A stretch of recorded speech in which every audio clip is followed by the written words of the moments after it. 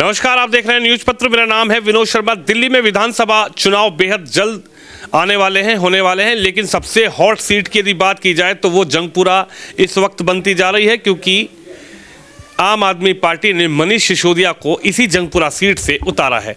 हालांकि तमाम राजनीतिक दल और तमाम राजनीतिक चर्चाएं जरूर हैं कि जो एजुकेशन के जनक कहे जाते थे, जो दिल्ली में आम आदमी पार्टी के मनीष सिसोदिया पूर्व मुख्यमंत्री अरविंद केजरीवाल के बिल्कुल खास माने जाते थे, आखिर उनकी सीट को कैसे बदल दिया गया। अब सवाल यह है कि आखिरकार जब जंगपुरा अब मनीष सिसोदिया आ गए हैं तो यहाँ के लोग क्या सोचते हैं, ये भी हम आपको दिखाएंगे। लेकिन 3 बार से विधायक मेरे साथ मौजूद हैं, त्रिजेंद्र सिंह मारवा जी।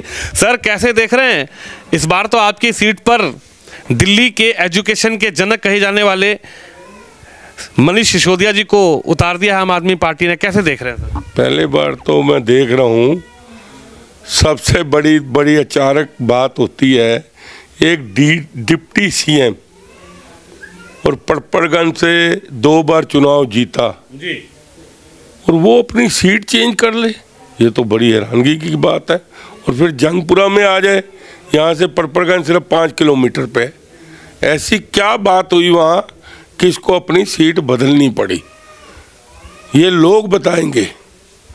जब लोगों में जाएगा, लोग पूछेंगे कि अगर तूने वहाँ काम नहीं किया तो अब यहाँ क्या काम करेगा। मेरे को यहाँ पर राजनीति करते हुए समझ लो 1998 में पहले चुनाव लड़ा, 2013 तक विधायक रहा, पार्लियामेंट सेक्रेटरी रहा, लेकिन 12 साल मैं सीट पे नहीं रहा, यही लोगों की सेवा करता रहा। लेकिन मैंने तो अपनी सीट बदली नहीं, क्योंकि मैंने लोगों की सेवा की है। फैसला तो लोगों के हाथ में है, लेकिन इसको क्या ज़रूरत पड़ी है कि इसने अपनी सीट बदली है? इसको क्या ज़रूरत पड़ी है? इसका मतलब तूने वहाँ काम नहीं किया, और जब वहाँ काम नहीं किया तो यहाँ काम क्या करेगा। फिर उस पर मुकदमा चल रहा है, 1.5 साल उसको सजा हो चुकी है। जिस व्यक्ति को 1.5 साल सजा होती है उसको जरूर जज दोबारा जरूर सजा देगा, क्योंकि 1.5 साल जो जेल में रहा है उसके खिलाफ सबूत है, उसको पैरोल पे छोड़ा गया है, जमानत पे छोड़ा गया है। अगर उसको कल सजा हो जाती है तो फिर लोग कहाँ जाएंगे। लेकिन मारवा साहब, बड़ा सवाल तो ये आपने कहा कि वो जेल गए हैं, लेकिन आम आदमी पार्टी का और खासकर अरविंद केजरीवाल का ये आरोप है कि भारतीय जनता पार्टी हमारे नेताओं को जेल पहुंचा देती है। हम कुछ काम करना चाहते हैं तो बीजेपी वाले करने नहीं देते। एलजी साहब हमारी फाइलों को आगे नहीं बढ़ने देते। अगर जो भी चाहे जेल गए, चाहे सत्येंद्र जैन जेल गए हों, चाहे मनीष सिसोदिया गए हों, अरविंद केजरीवाल खुद जेल गए हों, इनका तो आरोप ये है आपकी पार्टी पर है कि बीजेपी कहीं ना कहीं हमसे डर रही है, और विधानसभा चुनाव में बीजेपी ये चाहती है कि ये इनके नेता सब जेल में रहें और हम चुनाव जीत जाएं। आपने जो सवाल पूछा, जी सर, देखो, हिंदुस्तान की जुडिशरी को अगर सबूत मिलेंगे तो वो जेल में रखती है, क्योंकि दिल्ली में बहुत बड़े बड़े वकील बैठे हुए हैं और इनकी तो सरकार भी है, और इनके खर्चे में भी कोई वो नहीं है इनको, क्योंकि इनके पास खूब पैसा है। तो बड़े से बड़ा वकील करके, और केजरीवाल भी 6 महीने क्यों जेल में रहा? बिना कसूर के इतने बड़े आदमी को कोई जेल नहीं रख सकता, और बिना कसूर के, चाहे वो गरीब आदमी हो चाहे अमीर आदमी हो, जेल में नहीं रख सकते। इनके ऊपर पुख्ता सबूत हैं। इन्होंने, आप दिल्ली की 10 साल के बच्चे से पूछ लो कि शराब में घोटाला हुआ कि नहीं, एकदम बोलेगा कि शराब में घोटाला हुआ है। ऐसी क्या थी कि सरकार को घाटा करके आपने एक के साथ एक बोतल फ्री कर दी? क्योंकि आपने जो दिल्ली की हालत की, आज भी दिल्ली की हालत इतनी इन्होंने कर दी। अभी किसरा मार्केट में सिसोदिया जी खुद ठेका खुलवा रहे हैं, आप जाके देख लो, वहाँ पर कम्युनिटी सेंटर के बाहर आगे दुकान पे ठेके को परमिशन मिल गई है, और 10 कदम में एक और ठेका है, 10 कदम में ही, मतलब वहाँ से लेके 1 किलोमीटर में 4 ठेके हो गए हैं। ये कर क्या रहे?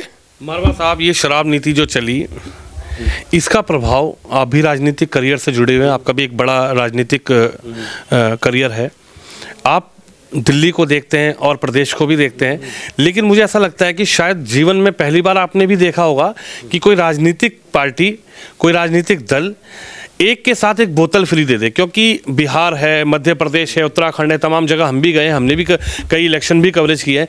इसको आप कैसे देखते हैं? इसका प्रभाव दिल्ली की महिलाओं पर क्या पड़ा है जो एक के साथ एक फ्री की नीति, शराब नीति अरविंद केजरीवाल की सरकार ने चलाई थी?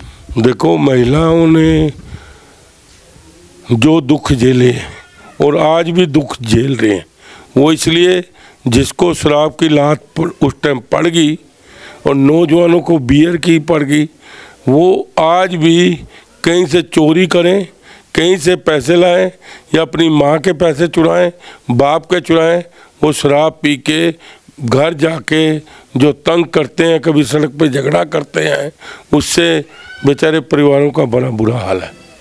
क्योंकि लात तो इसने लगा दी सबको पीने की, अब वो भुगत रहे हैं बच्चों के माँ बाप। ये इसको जो उनकी बद्दुआएं हैं वो केजरीवाल को लग रही हैं, इसीलिए वो जेल भी गया है, इसीलिए सिसोदिया गया है, इसीलिए सत्येंद्र जैन गया है, इसीलिए कई एमएलए गए हैं।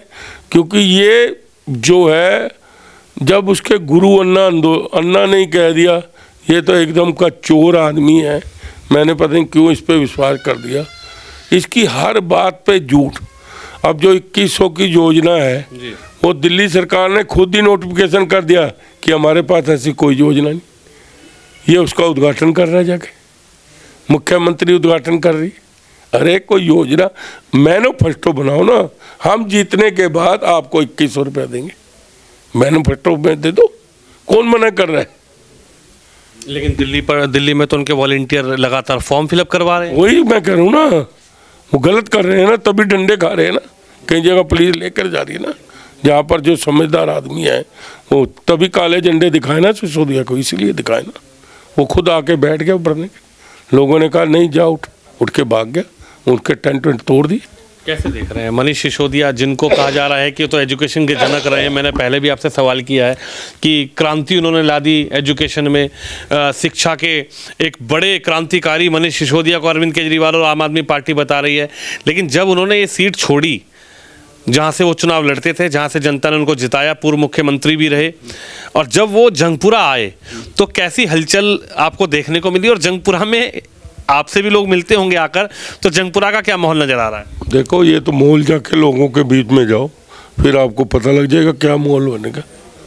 ये तो अपनी जमानत बचा लेगा तो शुक्र करना, क्योंकि कोई स्कूलों में नहीं, स्कूलों से बच्चों की एवरेज जो थी कम क्यों हो रही है? अगर अच्छे स्कूल है तो लोग पब्लिक स्कूलों में क्यों जा रहे हैं अपने बच्चों को? सबसे बड़ा सवाल है ना।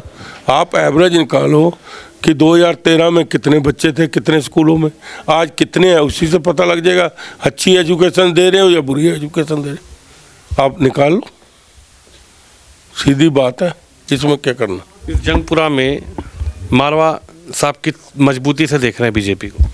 नहीं, बेजीपी तो यहाँ कन कन में बेजीपी है, मन मन में बेजीपी है, लोगों के दिल में बेजीपी है। नरेंद्र मोदी जी ने जो काम किए हैं लोगों के मन में है।